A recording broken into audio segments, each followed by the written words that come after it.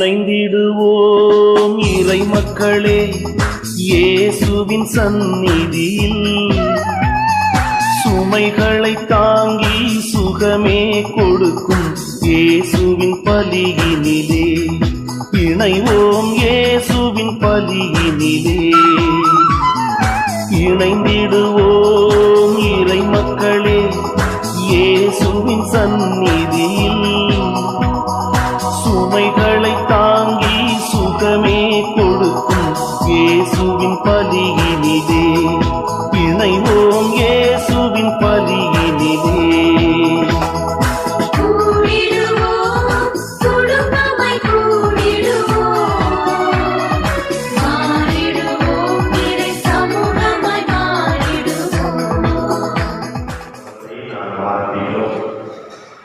தவக்காலம் மனமாற்றத்தின் காலம், தவக்காலம் மன ஒழுக்கத்தின் காலம். இறைவோடு நாம் அதிக நேரத்தை செலவிடுவதற்கு திருச்சபையை நமக்கு ஏற்படுத்தி கொடுத்திருக்கிற அற்புதமான ஒரு புனித காலம் இந்த தவக்காலம். எனவே நாம் ஓர் ஆண்டிலே நம்மையே நாம் திரும்பி பார்ப்பதற்கு அற்புதமான 40 நாட்களை திரு அவை நமக்கு. இது மனிதனுக்கு மிக அத்தியாவசியமான தேவையை கூட.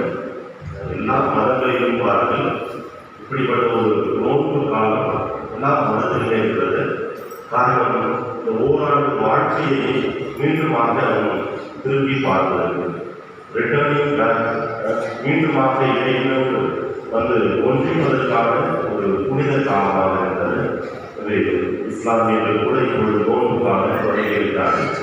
இப்பொழுது இந்துக்கள் கூட அவர்கள் சபரிமலைக்கெல்லாம் செல்கிற பொழுது, திருவிழாக்களை செல்கிற பொழுது இப்படி 40 நாட்கள் நோன்பு இருக்கிறார்கள். இந்த நோன்பு காலம் மனிதனை மீண்டுமாக கொண்டு வந்து அவனை மனித தன்மையோடு வாழ, அவனுக்கும் இறைவனுக்குமான உறவுகளை பலப்படுத்த அற்புதமான ஒரு காலம். இந்த நாளிலே, தொடக்க நாளில், முதல் நாளிலே நமக்கு இறைவனுடைய அருளையும் தொடர்ந்து நமக்காக இந்த 40 நாட்கள் நாம் இறைவோடு ஒன்றித்து ஜெபிக்க இன்றைக்கு நம்முடைய வேறொரு தந்தையர்கள், நம்முடைய மாநில மைந்தர் வேறொரு தந்தை ஐந்தவர்கள், பதிவாளர்களும், மேலுமாக நம்முடைய வேறொரு தந்தை அஜேவிஎஸ் அவர்கள், அகர்ஜேவியில் இருக்கிற மெசியா ஆன்மீக மையத்துடைய இயக்குநர் தந்தையர்கள் இன்றைக்கு நம்மோடு இருக்கிறார்கள். இப்படி நமக்காக இவர்கள் ஜெபித்து தொடர்ந்து நாம் ஒரு உண்மையான நேரிய வாழ்க்கையை இறைவனுக்கு கைமாறாக கொடுக்க நம்மை தயாரிக்க வந்திருக்கிற தந்தைகளை நம் பங்கு இறை சமூகம் உங்கள் அணிகளின் சார்பாக அன்போடு வரவேற்கிறேன்.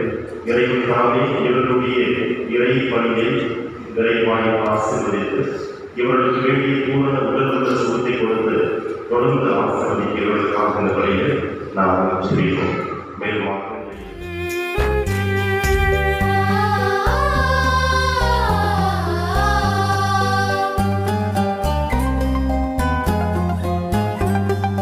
மரணிக்க பிறந்தவர் விண்ணின் சுதன், அதை தரணிக்கு சொல்லுது சாம்பல் புதன்.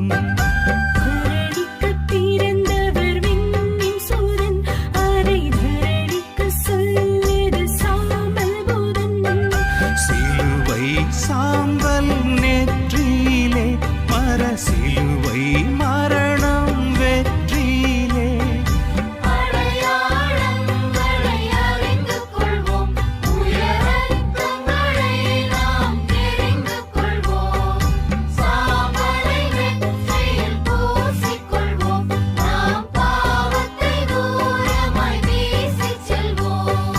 பாவத்தை தூரமாய் வீசி செல்வோம்.